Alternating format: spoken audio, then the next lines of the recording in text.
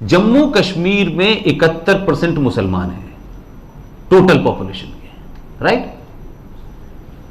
हमारे साथी ने यह चैलेंज किया कि यहां जो माइनॉरिटीज हैं, डोगरा हैं, सिख हैं, जैन हैं, हिंदू हैं, इनके माइनॉरिटी राइट का कोई कुछ है कि नहीं। हमने सुप्रीम कोर्ट में जब पीआईएल डाली तो चीफ जस्टिस साहब को तो बड़ा ताज्जुब लगा। तो हम तो सेंसस भी लेके गए थे 2011 का, और पूरे देश में 8 राज्यों में हिंदू जो है माइनॉरिटी में है। ऐसा ही एक जगह है पौंडीचेरी या लक्षद्वीप है शायद, वो लक्षद्वीप, वहां 96% मुसलमान है लेकिन वहां भी माइनॉरिटी में है।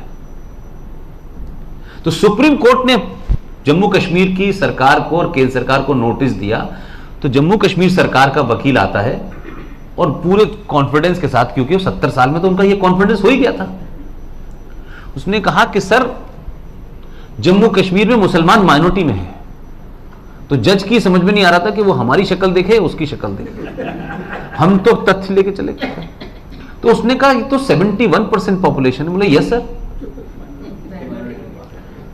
अब कश्मीरियों का तो कॉन्फिडेंस ही अलग था। तो जज साहब ने सिर्फ उससे ये पूछा कि भाई 71% पॉपुलेशन कैसे माइनॉरिटी में हो सकती है। बोले sir national commission of minority जो है ना, उसमें मुसलमान माइनॉरिटी में है। तो जज साहब लिटरली बता रहा हूं सुप्रीम कोर्ट में 5-7 मिनट तक ऐसे लगा जैसे कुछ ब्लैंक सा हो रहा है, यहां कोई अजीब वगैरह बातें हो रही है। फिर हमने पौंडीचेरी का भी दिया, लक्षद्वीप का भी दिया।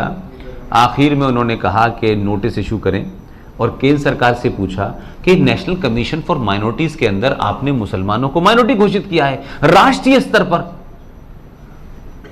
तो उस पर जो सवाल सुप्रीम कोर्ट ने किया, मुझे लगता है उस पर फैसला आ जाएगा, और आजकल फैसले जल्दी आने की उम्मीद ज्यादा हो गई है। उसमें उन्होंने कहा कि कोई भी माइनॉरिटी राज्य स्तर पर तय होगा, राष्ट्रीय स्तर पर कैसे तय हो सकता है। लेकिन आप मुझे बताइए 70 साल से मेरा और आपका पैसा कौन ले रहा था। ये तो खुल्लम खुल्ला डकैती है ना इस देश में। तो जुडिशरी की भी समस्या यह कि जुडिशरी भी वही काम करती है जिससे बचा जा सके। अयप्पा के ऊपर जो पीआईएल दाखिल की थी वो लड़की नहीं थी जिसको अयप्पा में पूजा करनी थी, लेकिन रात दिन सुनवाई की, क्योंकि आप भीड़तन से डरा नहीं सकते, आप नीलकंठ जैसे गंजूर जज की हत्या नहीं कर सकते, इसलिए आपसे कोई डरता नहीं है। इसलिए आपको इस देश में टेक इट फॉर ग्रांटेड लिया जाता है। अश्वनी उपाध्याय एक वकील हमारा दोस्त, उसने पीआईएल दाखिल की कि जो जेंडर जस्टिस अयप्पा के मंदिर में होना चाहिए वो हिंदुस्तान की हर मस्जिद में होना चाहिए। जज साहब ने उससे एक लाइन में मालूम है क्या कहा, मैं इसीलिए मुझे गुस्सा है। और ये कंटेंट कोड बकवास चीजें कोई नहीं होती, बकवास है, क्या कंटेम्प करेंगे भाई। वो कहते no no you are not a party, आपका इसमें क्या इंटरेस्ट है। उसने कहा सर, उसने कहा कि सर अयप्पा के अंदर जिसने पीआईएल डाली थी सर वो भी तो पार्टी नहीं था, वो पीआईएल एक्सेप्ट नहीं की। हमारा पाखंड यह है, इसलिए हम डरते हैं, इसलिए हमको लगता है कि किसी तरीके से कोई रास्ता हो जाए और काम निकल जाए। जुडिशरी की यह हालत है। तो एक नहीं है, कई सारे ऐसे मसले हैं। मेरी आप सबसे विनती यह है कि दीदी हैं, हमारे यहां भी बहन जी थी, अब बहन जी कहां हैं, भाई कहां हैं, किसी का पता नहीं चल रहा। कुछ चीजें आपको साइलेंटली करनी होंगी, वो फर्स्ट स्टेज है। लिहाजा आप में से सारे लोग जो जहां भी हैं ये मान के चलें कि हम जिस चीज की मांग कर रहे हैं, जिस चीज को हम चाहते हैं, क्या हम 1% हैं ऐसे कि नहीं। 1% बदल जाने पे ये देश बदल जाएगा, मात्र 1% से मेरा इसलिए इतना बड़ा मामला रातों रात जब हो गया तो आपने एक ही स्ट्रोक में 5-6 मामले बंद कर दिए।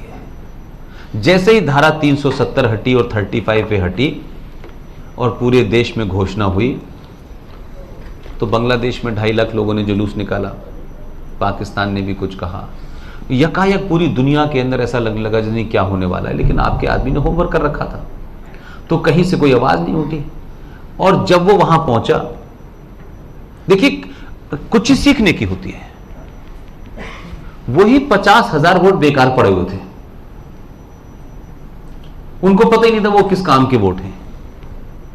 आपके आदमी ने बताया कि ये वोट जो हैं इनका सौदा करूंगा मैं अमेरिका में जाकर के, और उस जगह लेके गया, वो जगह ढूंढी जो यहां के लोगों ने बताया कि यहीं पे ट्रंप को पिछली बार मात्र 2% वोट मिले थे, इसको चुनाव जीतना है।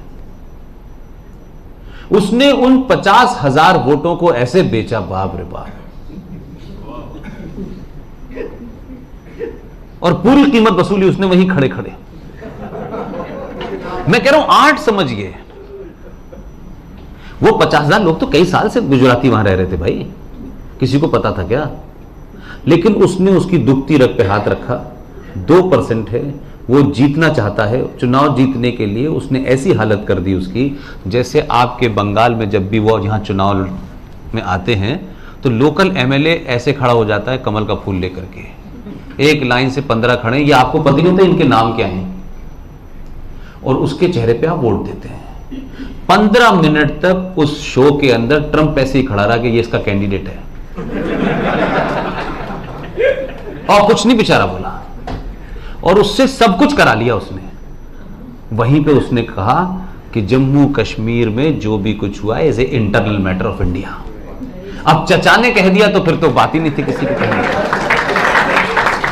और दूसरी जो उसकी ख्वाहिश थी, जो आप सबकी देश में ख्वाहिश है, लेकिन मैंने कहा कि सत्ता पे बैठ करके बहुत सारी चीजों को नहीं बोला जा सकता। मुझे और आपको किसी ने नहीं रोका है बोलने से। उसी जगह खड़े होकर के जो मोदी को चाहिए था, क्योंकि मोदी नहीं बोल सकते, उन्हें नहीं बोलना चाहिए। भारत के अंदर स्थिति दूसरी है। यह हो सकता है 50 साल के बाद कुछ और स्थिति, लेकिन आज आप चिल्ला के नहीं बोलना चाहिए। सत्ता में बैठे हुए लोगों को नहीं बोलना चाहिए। उसी से कहलवाया कि India and America will fight together Islamic terror. जैसे ये कहा तो आप 50,000 जो थे ना, उन्होंने 5 मिनट तक ताली बजाई खड़े होकर, और मोदी मुस्कुरा रहे थे। आपके मन की दोनों बात कह दी। वो कह रहा है, यहां डर लगने लगा लोगों को कि अब ये तो मैंडेट लेके आ गया है, जहां हम रुकवाने गए थे इसका वीजा, तो वीजा भी इसको मिल रहा है और वहीं से लेके आ रहा है। तो कुछ कुछ चीजों को आप साइलेंटली होने दें।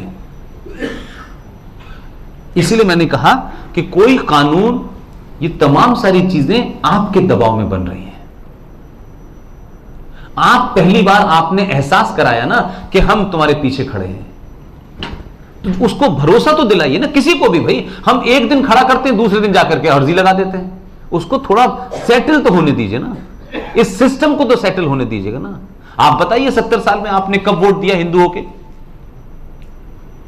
आपने कब वोट दिया ये सोच करके कि हमें इनकम टैक्स में छूट नहीं चाहिए, फलाने में छूट नहीं चाहिए? आपने ये बात ही नहीं उठाई।